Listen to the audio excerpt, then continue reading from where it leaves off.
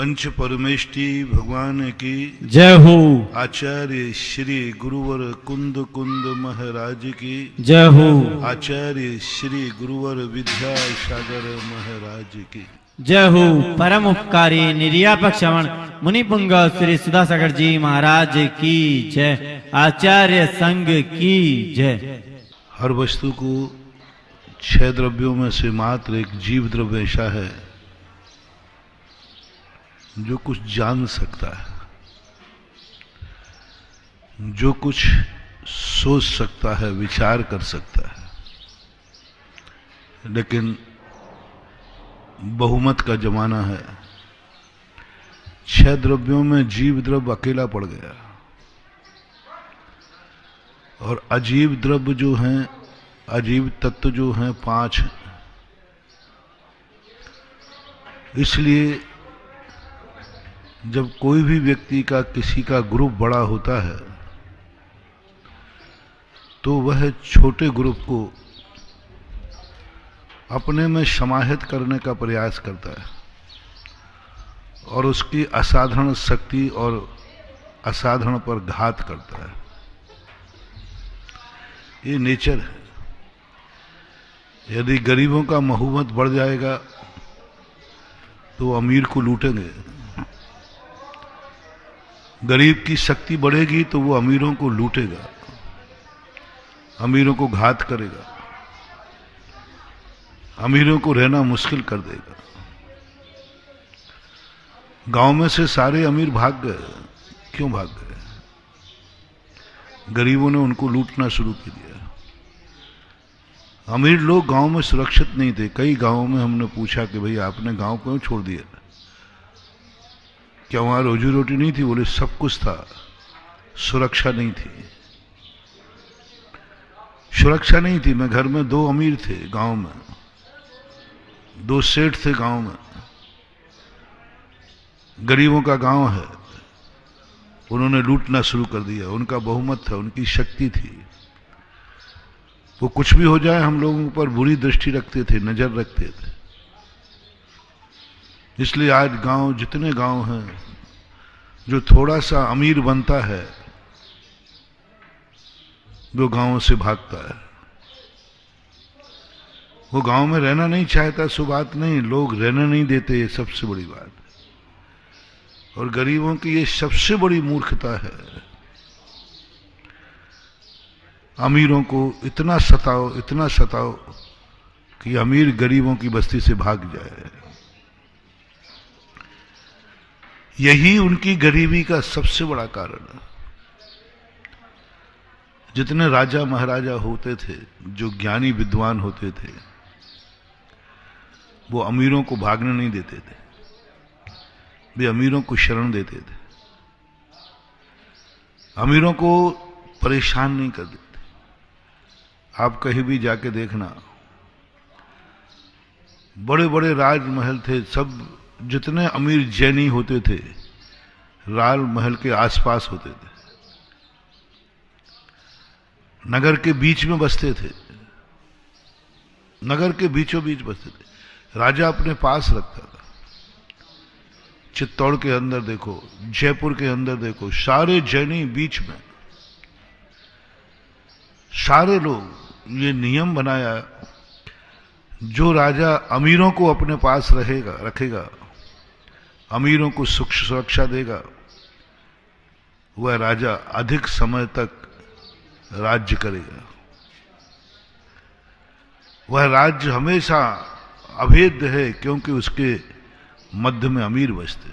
आप कहीं भी चले जाना, जैनी नगर के बीच में बसते थे। कोटा में देख लो, रामपुरा बीच में बस्ती थी। जयपुर में देख लो, बीच में बस्ती है। अजमेर, किशनगढ़, सब जहां देखो सब किले के पास थे। ये कोई साधारण शक्ति नहीं है।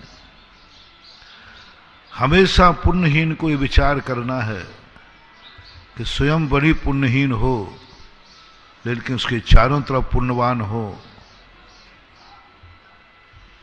तो कोई घबराने की जरूरत नहीं। जो व्यक्ति ये सोचता है कि मैं पुण्यवानों की बस्ती में रहूं और पुण्यवानों की सेवा करूं, नियम से एक दिन वो खुद पुण्यवान बन जाएगा। मैंने एक गरीब को कहा था कहीं प्रवचनों में, गरीब इसलिए खुश रहे, उससे पूछे तुम गरीब होकर खुश क्यों हो? बोले मेरे पड़ोस में एक अमीर रहता है। क्या बात कही? तुम गरीब होकर खुश क्यों हो? मेरे पड़ोस में एक अमीर रहता है, वो पुण्यात्मा है। मैंने पूर्व जन्म में पाप किए हैं और उसने पूर्ण जन्म में पुण्य किए हैं। वो पूर्व जन्म का पुण्यात्मा है और पुण्यात्मा मेरे पड़ोस में रहता है, यही मुझे खुशी है। तुम्हें आज भर तकलीफ रही, तुम परेशान रहे, फिर आज सवेरे तुम बड़े प्रसन्न चित्त क्यों नजर आ रहे हो? तुम्हें हर्ष क्यों हो रहा? तुम्हें तो रात भर बहुत दुख रहा, नींद ही नहीं आई रात भर, तो सुबह उठ करके तुम इतने खुश क्यों हो? देखना, जिसका भविष्य अच्छा है, जिसका भविष्य उज्जवल है, जिसके दुख दूर होने वाले हैं, जिसकी गरीबी दूर होने वाली है, जिसका जिस प्रकार का अभाव है, तुम्हारे लिए जिसके पास जिस प्रकार का अभाव हो, उस अभाव को सद्भाव में कैसे बदलना है, आंसुओं को खुशी में कैसे बदलना, गरीबी को अमीरी में कैसे बदले, दुख को सुख में कैसे बदले,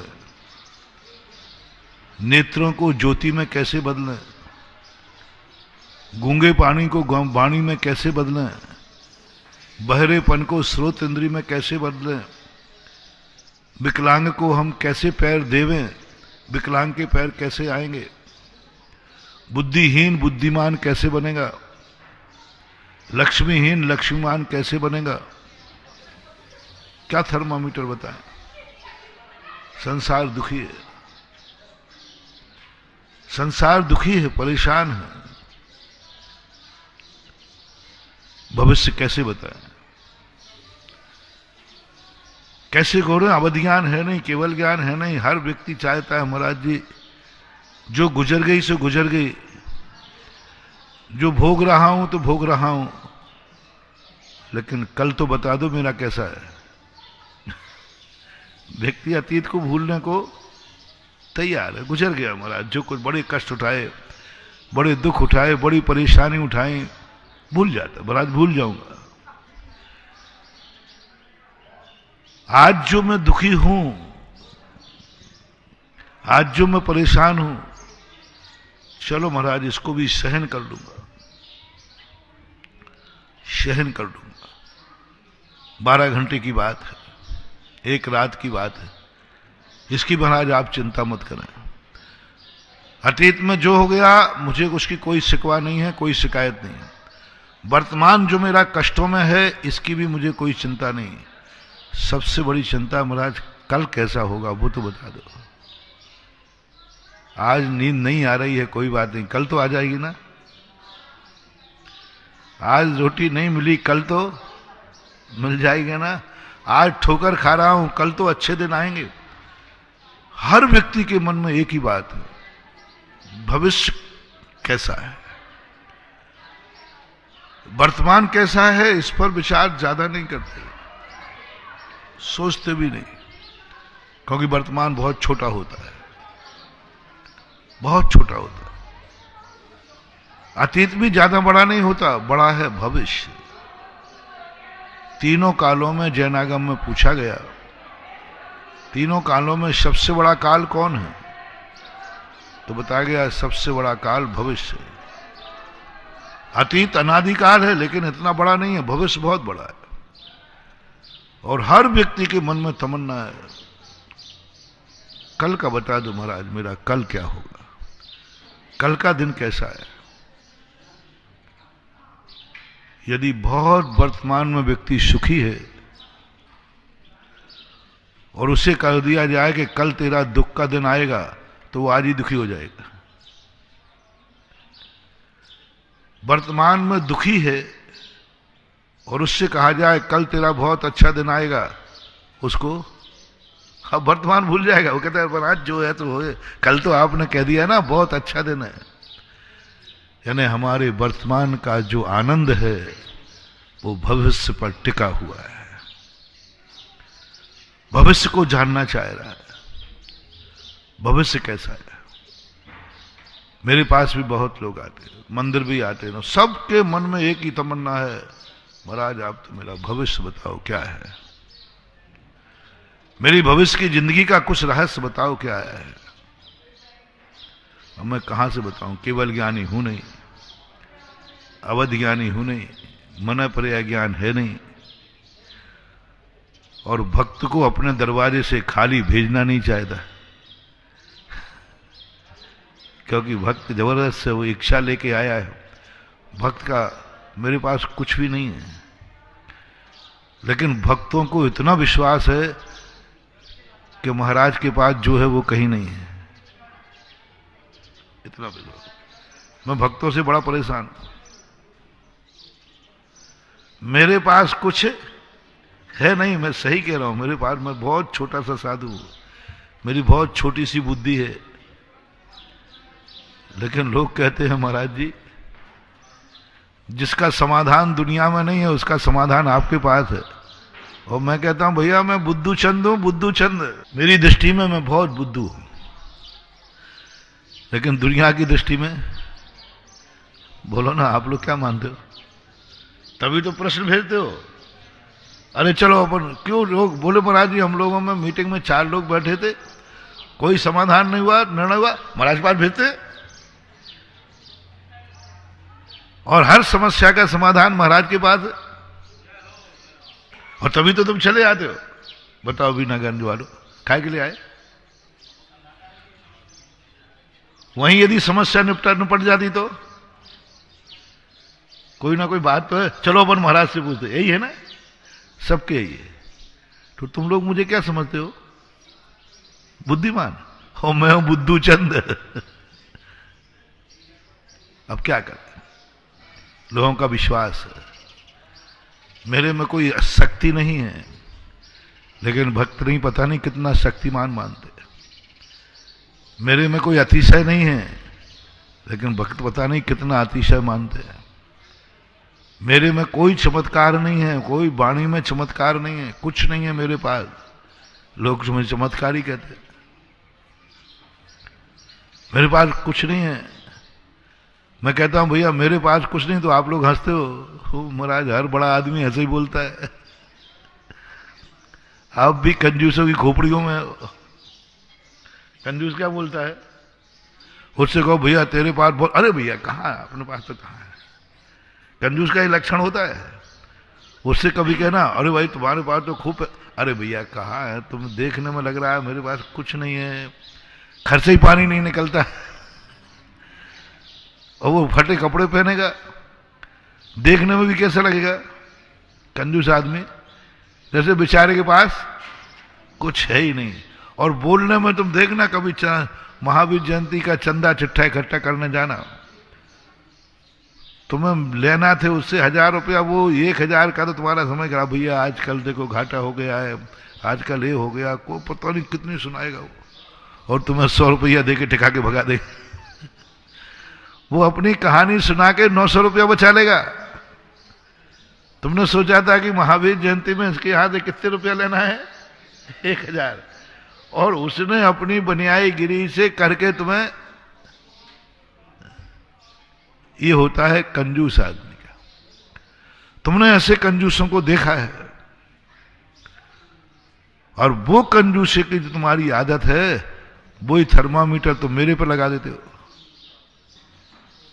मैं कहता हूं भैया मेरे पास बुद्धि नहीं है, भैया महाराज जी हैं ऐसे ही बोलेंगे, ऐसे ही बोलेंगे। महाराज ज्ञान धन के कंजूस हैं, वो धन का कंजूस था और साधु ज्ञान का कंजूस। आपकी चर्चा समोषण में भी हो रही थी, विदेह क्षेत्र में सुन के आया हूं, भरत क्षेत्र में यहां फलाने स्थान पर फलाने महाराज को द्वादशांग का ज्ञान है, उससे बड़ा ज्ञानी कोई नहीं है। इस समोषण में सुना, सौधर्मिंद की सभा में सुना, हमारे देवताओं में चर्चा है। अब देखना, ज्ञान धन का कंजूस आदमी वो ही एक्टिंग करेगा जो कंजूस करता है। साहब मैंने सुना है कि आपको तो बहुत बड़ी प्रॉफिट हुई है, आपकी बहुत जमीनें हैं, मकान हैं, सभी बाल बच्चे खूब कमा रहे हैं, ऐसा सब सुना है। ऐसा कहते ना, आप लोग भी तो कलाकार हो, उसका पूरा भाई बेटा लेने जाते हो जैसे छापा डालने गए हो। वो छापा डालने वाला होता ना, तो वो क्या करता है, हाँ सब मालूम है तुम्हें क्या, ऐसे ही पंचलोक पहले सब, हाँ इस साल उसको फायदा तो हुआ है, उसका फलानी जमीन बिकी है, वहां से रोड निकल गया है। अरे सब पंचलोक भी छापे वाले से कम नहीं होते। यानी कमेटी को, पंच लोगों को जब कोई दान या पानड़ी लेना होती है तो वो समाज का भाई बेटा रखते हैं, पूरी जानकारी रखते हैं कि इस समय पैसा किसके पास है, किसको इस समय लक्ष्मी की कृपा है, किसके पास 2 रुपया है। मैं अमीरों से कहता हूं सदा, कई लोग कहते महाराज जी एक बार क्या मैंने दान बोल दिया, बार बार कमेटी मेरे पास आती है। अरे मैंने कही मूर्खानंद, हजारों में कमेटी तुझे ही पुण्यात्मा मानती है, क्या सोच रहे आप, साधारण चीज नहीं है ये। कमेटी का पंच यदि 2000 में किसी को देख रहा है, समझ लेना वो जगत का सबसे बड़ा पुण्यात्मा जीव है। कौन देख रहा है, 3 लोग देख रहे हैं तो समझ लेना पुण्यात्मा है। कौन है पुण्यात्मा जगत का, जिसने जन्म जन्म में पुण्य किए हैं, जन्म जन्म का दानी है, जन्म जन्म का धर्मात्मा है, जिसको 3 लोग खोज रहे हो, समझ लेना वो जन्म जन्म का दानी है। देवेंद्र जी कह रही थी ना माता जी, अब वो महिला खड़ी हो गई कि बाहुबली अकेले में बैठा लोगे। मैंने कही तुम तो गरीब लोगों क्या बैठा लोगे, बाहुबली तो वो बैठालता है जिसके बनने पर मजदूरों को सोना दिया जाता है। बोले महाराज जी आप कम मत समझो। मैंने कम नहीं तो क्या बीनागंज में क्यों रह रहे हो। बोले 6 बेटे, 3 बेटे, 5 बेटे, 5 बेटों की जन्म की प्रसूतिका का कष्ट सहन किया, किस दिन के लिए, आज के लिए। क्या करो, 6 बेटे। मैं तो कहता हूं ऐसे माताओं के बेटों की गिनती कभी अंत ही नहीं हो। दूधो नहाओ पूतो फलो, जिसकी मां ऐसी हो। मैंने कही बुढ़ी है, कहीं मती। मेरे प्रवचन में अच्छे अच्छे लोगों की मती आ जाती है, तो मैंने कही पूछ लो, बेटों से पूछना। बोले क्या पूछना, क्या जवाब दिया। बोले क्या पूछना, जन्म दिया है मैं मां हूं। तो मैंने कहा भैया इनके श्रीमान जी हैं कि नहीं। बोले उनसे भी क्या पूछना, आधा हिस्सा मेरा है, अर्धांगिनी हूं। और गजब। मैंने कहा ये है ठकुरायन। बेटों से क्या पूछना, मां हूं। पति से क्या पूछना, अर्धांगिनी हूं। आधा अधिकार है मेरी संपत्ति पर। इतनी खुशी हुई, उसका चेहरा अभी भी दिखता है जब वो उठकर के खड़ी हुई बाहुबली के लिए। उसी दिन मैंने कहा भगवान आई एम सॉरी प्लीज। हालांकि सदा जब जब मैं महाराज को भगवान को उठाना देता हूं ना, बाद में मुझे क्षमा मांगनी पड़ती है, क्योंकि गलती मेरे से हो सकती है, भगवान से नहीं हो सकती। मैं भगवान को परखने में चूक कर सकता हूं, लेकिन भगवान पुण्यात्माओं को परखने में कभी चूक नहीं करता। मैं तो छदमस्त ठहरा। मैंने भगवान को समझने में चूक की, भगवान को समझने में चूक की कि भगवान आप गलत स्थान पर निकले हो। 17 साल हो गए ऐसे स्थान पर। मैं भगवान को लाहना दे रहा हूं, भगवान को समझ नहीं पा रहा हूं। लेकिन बाद में मुझे भगवान से क्षमा मांगी, भगवान हम तो बच्चे हैं, गलती करना काम है, आप जैसा समझदार कोई नहीं है। शायद ये समर्पण गुनाह के बाजू में भी नहीं निकलता जो वीणागंज वालों ने किया उस समय। गजब को, हर चूल्हे की रोटी खा के आता हूं मैं। गजब का समर्पण। जब 24 बोली, भरत बाहुबली बोले, मूल नायक बोले, तब मैं भगवान के पास उस दिन मंदिर में मैं भगवान से आंख नहीं मिला सका, क्योंकि कल ही तो मैंने उनको लाहना दिया था 2 दिन 3 दिन पहले। अब मैं नीची गर्दन करके कहा, बोले अब आंख क्यों नहीं उठा रहा? उस दिन तो आंखें दिखा रहा था। मैंने कि भगवान आप जैसा। बोले मैं निकला हूं, सैकड़ों सालों से जमीन में दबा था, अभी तक मैं इसलिए नहीं निकल रहा था कि इस वीणागंज में लोग पुण्यात्मा नहीं थे, और जब पुण्यात्माओं ने जन्म लिया तभी मैंने निकलना किया। तू मेरे सोच पर संदेह करता है? मैंने कहा नहीं, अब संदेह नहीं है।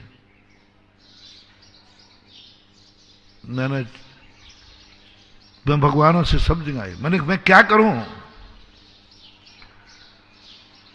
माताएं जाग जाएं, सब कुछ जाग। जब शुरू में चौलेश्वर में बोला तो चारों तरफ से मेरे ऊपर बहुत दबाव आया। बोले महाराज जी आपको कुछ सोचने में जो आया बोल देते हो। इतने स्थानों पर मंदिर बन रहे, आपके द्वारा बन रहे, आपके भक्त बना रहे, फिर भी आपने इतने, कोई तो बाद में धीरे धीरे करके सस्ते करता है, और आप क्या कर रहे हो? और बनाना आपके भक्तों ही को है। कहां बनाए? नारेली बन गई, आवा बीरोदय सुदर्शोदय, जहां देखो वही वीणागंज, सब जगह बन गए। फिर मैं यहां भी आपने वही सब का दबा, महाराज जी अब आपकी अति हो गई, अब बैठे रहो, आप बोलते रहो, कोई नहीं आने वाला। कई लोगों ने दबाव दिया। बोले महाराज जी सस्ता करो थोड़ा, अभी तक जहां जहां 24 बनी है वहां से आप 50% करो, आधा करो तो हो जाएगा। चौलेश्वर वालों की कमेटी, चौलेश्वर वालों के लोगों ने भी कहा था यहां महाराज जी थोड़ा, और अभी तो कुछ लोग इसलिए बैठे हैं कि बाद में सस्ता होगा, माल नहीं बिकेगा। तो कंजूस लोग शाम को सब्जी खरीदने जाते हैं। क्यों, मैंने कुछ गलत बोल दिया क्या? महाराज आप तो गलत बोल नहीं सकते। कंजूस कब सब्जी खरीदने जाते हैं?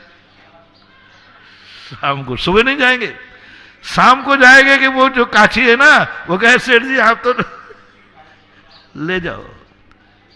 हमेशा देखना शाम को उठी हाट पर जितने लोग कुछ खरीदने मिल जाए, समझना नहीं माइजर खोपड़ी है, और यहां पर गरीब है। या तो फिर गरीब है, शाम को उठी हाट पर माल सस्ता मिलता है।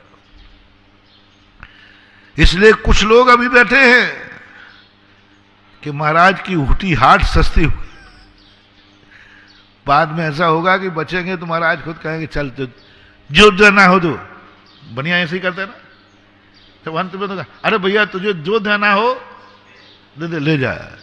ऐसे ही महाराज कहेंगे कि बेटा अब मंदिर देख रहे उठ नहीं रहे हैं, तुझे जो देना उस रेट में ले।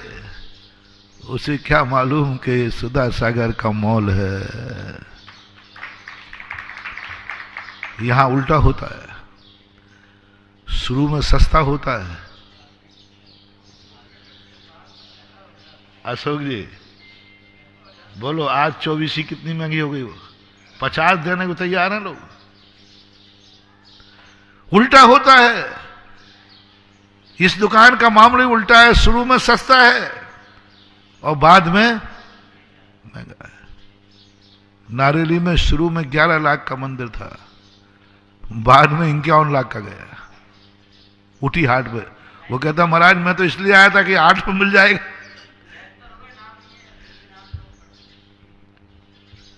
धर्म को तुम कहीं बनिया का बाजार मत समझ लेना, धर्म के बाजार को बनिया का हाट मत समझ लेना कि बाद में सस्ता मिलेगा। पहली बात तो मिलेगा ही नहीं, पहली बात तो सच्चा माल शाम तक बचता ही नहीं। अच्छी दुकानें घंटे 2 घंटे को खुलती हैं और माल खत्म हो जाता। घंटे 2 घंटे को खुलती हैं बस, पर बंद क्यों हो गई? एक व्यक्ति कह रहा है सुबह 6 बजे से खोली, रात के 12 बजे तक बैठा है बेचारा, मक्खियां भगा रहा है। और एक दुकानदार रहता है वहां 2 घंटे दुकान खोलता, बोले माल ही नहीं बचा साहब, अब मैं क्या दूं? माल नहीं बचा सो बंद करना पड़ा कि ग्राहक नहीं आया सो बंद करना पड़ा, दोनों में कितना अंतर है। अब क्या करें, रात के 12 बज गए, कोई ग्राहक नहीं आ रहा तो बंद करना पड़े, दिवालिया होने का लक्षण है। और माल नहीं बचा है इसलिए बंद करना पड़े, दिवाली मनाने का लक्षण है। मैंने तो सोचा है कि भगवान तेरे दर पर दिवालिया तो नहीं होगा। जिस दिन मुझे रेट घटाना पड़े उसी दिन से मैं मार्केट में दुकान ही बंद कर दूंगा, दुकान बंद कर दूंगा, दुकान ही दान पे बोलना ही बंद कर दूंगा। क्या करना हमें तीर्थ बना करके, क्या करना मंदिर बना करके? मैं तो तुम्हारे लिए दलाली कर रहा हूं। जो परसों मैंने कहा था कि मेरा भक्त मरने के बाद फुटपाथ पे न जन्मे, किराए के मकान में न जन्मे, जब भी मेरा भक्त जन्मे किसी महल में जन्मे।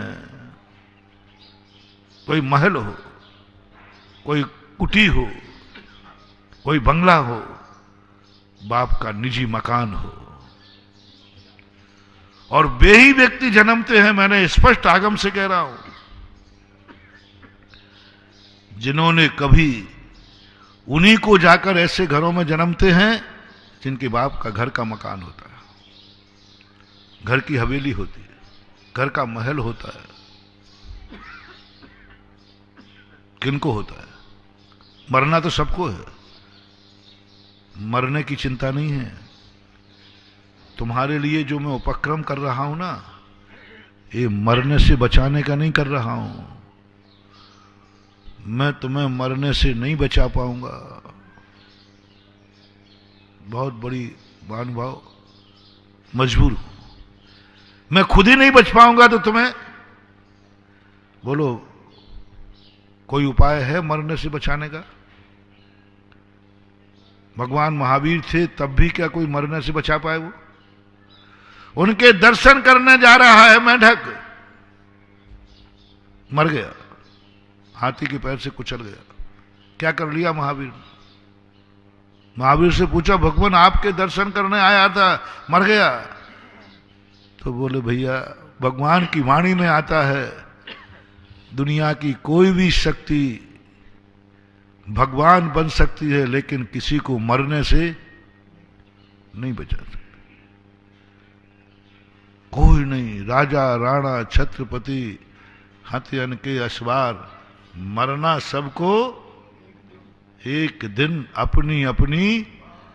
बोलो ये ध्रुव सत्य है कि कथनच सत्य है? ये शाश्वत सत्य है कि कुछ लग सकता है? स्वीकार करो, शाश्वत सत्य। महावीर ने कहा मैं नहीं बचा सकता हूं। वो आपके दर्शन करने आ रहा था तो बोले आ रहा था तो भी नहीं बचा सकता हूं। एक तिल भी मैं किसी की आयु को बढ़ा नहीं सकता। महावीर ने स्पष्ट कहा एक समय भी जो आयु बांध के आया है घट तो सकती है लेकिन बढ़ नहीं सकती। आगम का वचन है। आयु बंद होने के बाद जैसे व्यक्ति जन्म लेता है, जो आयु फिक्स है उससे 1 मिनट भी बढ़ेगी नहीं, घट सकती। अकाल मौत हो सकती है, वृद्धि मौत नहीं हो सकती। ये 100 साल की उम्र लेके आया था, इसने इतना बढ़िया धर्म किया कि 125 साल जिया। आगम का स्पष्ट निर्देश है। महावीर ने कहा, मैं किसी की मरने की तारीख को बढ़ा नहीं सकता, मरने से किसी को नहीं बचा सकता, फिर मैं क्यों तुम्हारी शरण में आऊं? कौन आएगा आपकी शरण में? वो दर्शन करने वाला मर गया, सब में हवा फैल गई। आपको अतिशयकारी मानते थे, आप 34 अतिशयों से युक्त थे, आप चमत्कारी थे, आपके दर्शन करने दुनिया इसलिए आती है कि वहां कुछ नहीं बिगड़ेगा। आप बदनामी हो रही है चारों तरफ। महावीर के दर्शन करने गया, मेंढक मर गया, कुचल के मर गया, एक्सीडेंट हो गया। और ये समाज धर्म को बहुत जल्दी बदनाम करती है, बहुत जल्दी बदनाम करती है। धर्म कार्य में कोई दुर्घटना घटी नहीं और संसार में हवा फैली नहीं। वो महाराज के, और जाओ भैया महाराज के भगत बन लो और बन लो। अरे क्या कहो, गजब है। बारात में गया था तो मर गया, किसी को बताता तक नहीं है, बताता तक नहीं है। घर में शादी हो रही हो, दादी मर जाए तो कफन ढांक के फेरे पाड़ ले, तो सब मालूम है मुझे। गलत तो नहीं कह रहे? दादी जी उसी समय बारात आ चुकी है और दादी चली गई, और तुम्हें मालूम है कि दादी गई। बोलो जल्दी बोलो, क्या करोगे?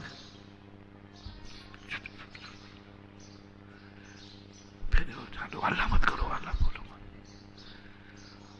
वो दादी सो रही है, सो रही है। अरे भैया अभी फेरे रुक जाएंगे, बारात आ गई है, लग गई है, फेरे तो पड़ जान दो। मरी हुई दादी को तुम सुला देते हो, फेरे पाड़ ले, तो तुम्हें यह भी नहीं लगता कि डेड बॉडी घर में रखी है, फेरे पड़ रहे हैं, कहीं बहू को भूत लग गया तो? मुर्दा घर में रखा है, तुम्हें मालूम हो चुका है, तुम्हें मालूम हो चुका है, फिर भी तुम क्या करोगे? बोलो, डंडोरा पीट दोगे या चुप रहोगे? बारात आ चुकी है, यही कहोगे जिनको मालूम? ये अब शांत रहो, वो तो होना था सो हो गया, इसमें विघ्न नहीं पड़ा, फेरी पड़ जाए फिर अपन कहेंगे। हाँ, राष्ट्रपति के मरने के बाद भी 6-6 घंटे बाद घोषणा होती है। सबको मालूम है कि मर चुका, देश की रक्षा का सवाल है। जब तक दूसरा प्रतिनिधि नहीं मिल जाए उसको टालते। मुझे इसमें कोई ऐतराज नहीं है, मैं बिल्कुल नहीं कर रहा हूं, बिल्कुल ऐसे ही होना ही चाहिए कि बेचारी दादी मरना ही थी, वो तो अकल मरती, सुबह मरती, कब विघ्न क्यों डाला? पर ऐसा धर्म क्षेत्र में क्यों नहीं करते? धर्म क्षेत्र में ऐसा हो जाओ, अरे डिंडोरा पीट दे भैया, देखो विधान कर रहे थे और दादी चली गई, अब क्या कर रहे? ये कर रहे थे, वो हो गया, ये पता नहीं कितने करे। ये नहीं कहे भैया चुपचाप रहो, वो तो मरना था, तो अपना धर्म कार्य से वंचित क्यों करें? धर्म कार्य में तुम्हारी कोई भी दुर्घटना घटती है, आप 100 लोगों से कहेंगे, जितना आप बदनाम कर सकते हो उतना धर्म करेंगे। बड़ा अभिषेक करता था, बड़े महाराज की सेवा करता था, बड़े महाराजों के पास दौड़ता था, हमेशा महाराजों के पास जाता था, लो उन्हीं के दर्शन करने गया और मर गया। सुनते थे महाराज जी में अतिशय होते हैं, चमत्कार होते हैं, उनके दर्शन करने से लोग के ऊपर गाड़ी भी निकल जाए तो जिंदा बच जाते हैं।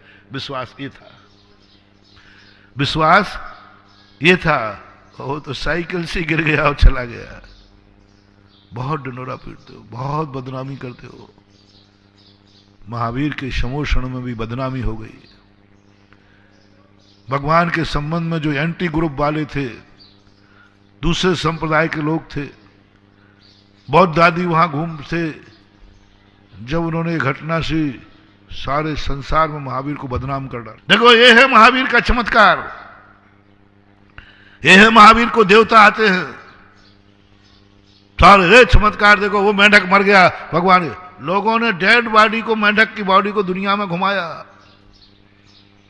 ढिंढोरा पीट के दिखाया, देखो ये पड़ा है हमारा, पिछला हुआ, और जाओ महावीर के दर्शन करने। अब मेंढक पे हाथी का पैर बचे पड़ेगा तो क्या होगा? इतनी सी तो जान है, फिसल गया। पिछले हुए मेंढक को दुश्मनों ने क्या हंगामा मचाया, ये मर गया। जो मेंढक को नहीं बचा पाए वे तुम्हें क्या बचाएंगे? और तुम कहते हो जैनियों, हो जनता लो, नहीं त्राता नहीं त्राता नहीं त्राता जगत रे वीतरागात परो देवो भूदो ना वैश्यदी। हे भगवान, संसार में आप ही शरण है, आप ही रक्षक है, आप ही त्राण है, आप ही शरण है। सब अपन लोग सब बोलते, सब पूजाएं भरी पड़ी है, जिसका कोई नहीं उसका भगवान है। सब पूजाएं भरी, 12 भावना पड़ी, एक ही शरण है तुम। और देखो ये है, विरोधी ग्रुप को अपनी कोई कमी पर पता चल जाए तो शांत बैठेगा कि ढिंढोरा पीटेगा? महावीर को ढिंढोरा पीट गया मेंढक के मरने पर। मेंढक के मरने पर क्या ढिंढोरा पीटा बौद्ध ने, क्या ढिंढोरा पड़ा। गली गली चिल्लाने लगे, उनके सब फॉलोवर, सारे साधु। महावीर के दर्शन करने जाने वाला मेंढक मर गया। इतना बेचारा मेंढक मुंह में पाखुड़ी दबा के जा रहा था, मर गया। लोगों ने कहा भगवान आपकी बहुत बदनामी हो रही है, यदि ऐसे ही होता रहा तो लोग तुम्हारे चरणों में आना बंद कर देंगे। महावीर ने कहा कल नहीं आज बंद कर दो, मैं किसी को मरने से नहीं बचा सकता। समोषण में आ जाएगा तो मरता नहीं है, लेकिन जिसकी मौत आ जाए वो समोषण से बाहर चला जाएगा, या मैं उठ के चला जाऊंगा। किसी ने प्रश्न किया, बोले महाराज समोषण में किसी की आयु खत्म हो जाए तो? और समोषण में कोई जीव मरता नहीं है। उसकी आयु खत्म हो जाए तो या तो वो उठ के बाहर आ जाएगा, कोई ना कोई वो कर्म करेगा कि इसको बाहर कोई काम बताओ, उठ के बाहर आ जाएगा, या समोषण उठ के वहां से चला जाएगा, चला जाएगा। कोटा में एक बार में 8 महीने रहा है, 9 महीने रहे। लोगों ने बताया, मुझे बताया 9 महीने बाद में एकाएक उठ गया। हमारे मन में भी भाव नहीं था उठने का, चुल्लुकों से भी मैंने चर्चा नहीं की। ये जंगल गए थे, मैं उदाहरण बता रहा हूं, बहुत प्रेजेंट उदाहरण है। जंगल गए थे और थोड़ा लंबे जाते, और मैं उठ के चला गया। समाज को किसी को मालूम नहीं, सवेरे एकदम उठा, कमंडल उठाकर बाहर हो गया।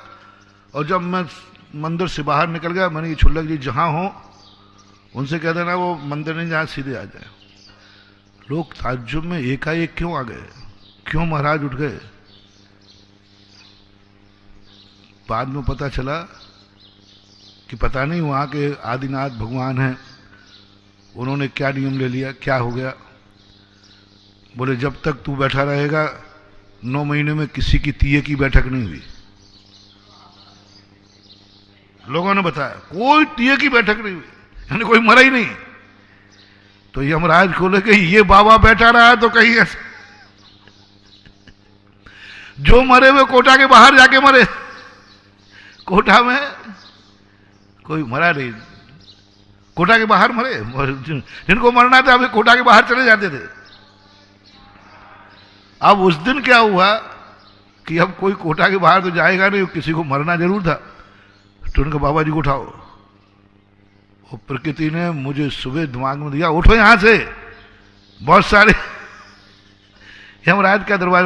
और जैसे ही मैं उठ करके हार हुआ, बोले महाराज वहां बैठ के चालू हो गई है। मैं यहीं बिजौलिया आया था उसके बाद, और उसके बाद ऐसी बैठ के हुई हर दिन एक बैठक। अब 9 महीने के रुका था ना बैलेंस, तो या तो समोषण उठ जाएगा, महावीर ने कहा, और या ये समोषण से बाहर चला जाएगा। मैं किसी को मरने से, एक प्रकृति का ध्रुव सत्य है, इसे भगवान भी नहीं रोक सकते। तो फिर लोग धर्म क्यों करेंगे? फिर लोग आपकी शरण में क्यों आएंगे? प्रश्न था। आपने स्पष्ट कहा, मैं मरने की रोकने के लिए तुम्हारा भगवान नहीं हूं। मैं मरने को रोकने के लिए कोई मंत्र नहीं बना रहा हूं, कोई उपदेश नहीं दे रहा हूं। मरने के रोग के लिए ना कोई मंत्र है, ना पूजा है, ना पाठ है, ना दान है, कुछ नहीं है। फिर किस लिए है? मरने के बाद तेरा जन्म ऐसे स्थान पे हो जहां अकाल में मौत नहीं हो, गरीब के यहां नहीं हो। सम्यक दृष्टि के लिए बड़ी प्रशंसा गाई। जब सम्यक दृष्टि मोक्ष नहीं जा सकता बिना चारित्र के, पर सम्यक दर्शन की प्रशंसा क्यों? क्या सम्यक दर्शन देखो कहां कहां हो जाए। चंडाल को हो जाए, गरीब को हो जाए, भिखारी को हो जाए, पशु को हो जाए, विकलांग को हो जाए, दरिद्र को हो जाए, सब किसी को हो सकता है। तो सोचा कि सम्यक दर्शन दरिद्र को हो जाए तो अमीर हो जाएगा। बोले नहीं। सम्यक दर्शन हो जाएगा तो चंडाल जैन बन जाएगा। बोले नहीं। सम्यक दर्शन हो जाए तो दुख दूर हो जाएंगे। बोले नहीं। फिर किस लिए सम्यक दर्शन? पूज्यवर समंत भद्र महाराज रत्नगण श्रावकाचार्य में लिखते हैं, क्या करेंगे सम्यक दर्शन से? मोक्ष तो होना नहीं अकेले सम्यक दर्शन से, जब तक चारित्र नहीं आएगा। फिर सम्यक दर्शन क्यों प्राप्त करना? उन्होंने कहा वर्तमान में तो जो तुम्हारा स्थिति है वो तो होगी। सम्यक दृष्टि भी अकाल में मरता है। सम्यक दृष्टि का मरण भी अकाल में होता है। सम्यक दृष्टि प्राप्त करने के बाद गाड़ी से एक्सीडेंट हो गया, वज्रपात हो गया, रक्तक्षय हो गया, पूज्यवर अकलंग स्वामी राजवार्तिक, सम्यक दृष्टि है। सम्यक दृष्टि है, अकाल में मर सकता है। तो फिर सम्यक दर्शन ने क्या किया? क्या गजब! पूज्यवर समंत भद्र महाराज कहते हैं, सम्यक दर्शन इसलिए प्राप्त करो तुम कि आज तो तुम अल्पायु में मरोगे क्योंकि पूर्व में लिखा के आए हो, लेकिन सम्यक दर्शन के साथ मरोगे तो ऐसे यहां जन्मोगे जहां अकाल में मौत नहीं होगी, अल्पायु नहीं होगे, दरिद्र नहीं होगे, विकलांग नहीं होगे, दुखी नहीं होगे, चंडाल नहीं होगे, राजा के पुत्र होगे। देवेंद्र चक्र महिमान ममेय मानम। क्या गजब गजब कर दिया समुद्र बंधुरा ने। वर्तमान में तो तुम चंडाल हो, क्या कहा? चंडाल ही, त्रियंच हो, त्रियंची रहोगे। बस इतना है कि यदि सम्यक दर्शन के साथ मरण प्राप्त किया, ओजस तेजो विद्या विजय विभव सनाता महाकुला महारता मानव तिलका भवंती दर्शन पूता। तुम अब द्वारा ओजस मानव तिलक चक्रवर्ती हो गए। मानव तिलक, ओजस तेजो विद्या, तुम्हारा ओज होगा, तेज होगा, विद्या होगी, तुम्हारे जैसा दूसरा व्यक्ति नहीं होगा, सर्वगुण संपन्न होगे। सारी वैभव तुम्हारे चरणों में बैठेगी, सारा वैभव तुम्हारे चरणों में लौटेगा। सम्यक दर्शन के साथ मरोगे तो वर्तमान में, क्योंकि वर्तमान तो अतीत का फल है और भविष्य वर्तमान का फल है। जब महावीर ने तर्क दिया, जिन लोगों ने महावीर को बदनाम किया था उनकी सबकी धज्जियां उड़ गई कि महावीर की भक्ति ने मरण से बनी मचाया, लेकिन मरने वाले को मेढक से देवता बना दिया। और ये बैठा है देवता सामने। खड़ा हो जा भाई। सामने खड़ा हो गया, बोले देख अपनी दोनों पर्यायें, मेढक की पर्याय ठीक थी या ये देवता की पर्याय ठीक है? जब उसने अपनी मेढक की पर्याय का जीवन देखा, वो गदगद होकर के महावीर के चरणों में गया। भगवान धन्य हो गया, 100 बार भी मरना पड़े तो मैं मरने को तैयार हूं, मेढक पर्याय को छोड़ने को तैयार हूं, मुझे देवता बना। सारी दुनिया में जब हवा पहुंची कि मरने वाला मेढक अभाग्य मान रहा है, अपने आप को भाग्यशाली मान रहा है और महावीर के यशो गाथा गा रहा है, तब जो सारे संसार में महावीर की प्रभावना हुई, ऐसी प्रभावना हुई कि समंतभद्र महाराज ने और मेढक का नाम लिखा, भेका प्रमोद मुकत्ता कुसुमो नैके न राज गिरे। जो महावीर को बदनाम कर रहे उनके सबके मुंह काले हो गए, सबके मुंह बंद हो गए। जब दुनिया ने कहा क्या फर्क पड़ता है, मेंढक पर्याय गई लेकिन देवता पर्याय मिली, देव पर्याय तो आप सब जानते। ऐसे ही महानुभाव, मेरा कोई उद्देश्य नहीं होता। मेरा उद्देश्य वर्तमान में तुम्हें झोपड़ी से महल बनवा दूंगा, वर्तमान में तुम्हें चंडाल से जैन बना दूंगा, ये नहीं। मेरा उद्देश्य है, मेरी दान में ताकत है कि आज तो तुम जो हो वो रहोगे, लेकिन कल की गारंटी है जो आवास दान देगा वो कभी फुटपाथ और किराए के मकान में जन्म नहीं लेगा, नहीं लेगा, नहीं लेगा। ये चौलेश्वर पारसनाथ की घोषणा है। आवास दान आप सब जानते हैं, प्रभु को मंदिर बनाना आवास दान है। जो प्रभु का मंदिर बना के बनेगा जरूर महलों में जन्मे। संशाला है आज और धर्मशाला है, आवास दान है, सब आवास दान में आते हैं। आवास दान देने वाला भविष्य में, समंतभद्र महाराज कहते हैं, सम्यक दर्शन में भविष्य में जन्म लेने वाला, सम्यक दर्शन के जात जन्मेगा, वो दुष्कुल में नहीं जन्मेगा। वर्तमान में दुष्कुल है तो बोले ये तो नहीं टालूंगा, वर्तमान में नीच कुल है तो बोले ये तो नहीं टाल सकता हूं, लेकिन सम्यक दर्शन के साथ मरेगा तो नीच कुल में जन्म नहीं। अभी यदि विकलांग है, अंधा है तो बोले ये तो सम्यक दर्शन से ठीक आंखें नहीं होंगी, आंखें ठीक नहीं होंगी, फिर क्या हो सकता है? भविष्य की गारंटी है ये विकलांग नहीं होगा। महावीर भगवान की